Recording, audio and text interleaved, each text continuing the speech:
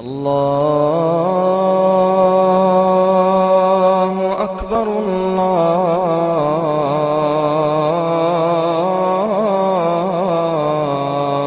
Акбар.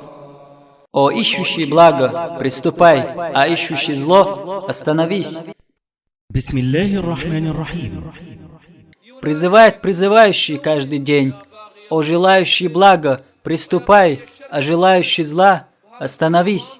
А этот пристает к девушкам в Рамадан, проводит ночи у телевизора, смотря фильмы, курит в дни Рамадана.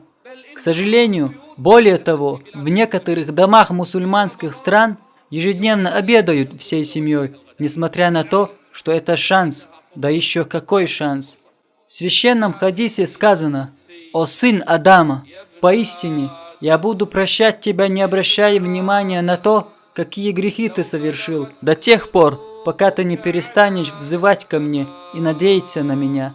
О сын Адама, если совершишь ты столько грехов, что достигнут они туч небесных, а потом попросишь у меня прощения, то я прощу тебя.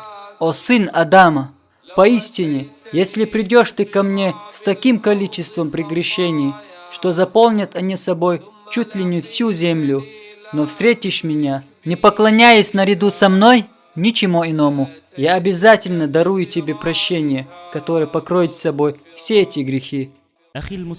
О мой брат-мусульманин, распространи это, поистине, указывающий на благо равен творящему его.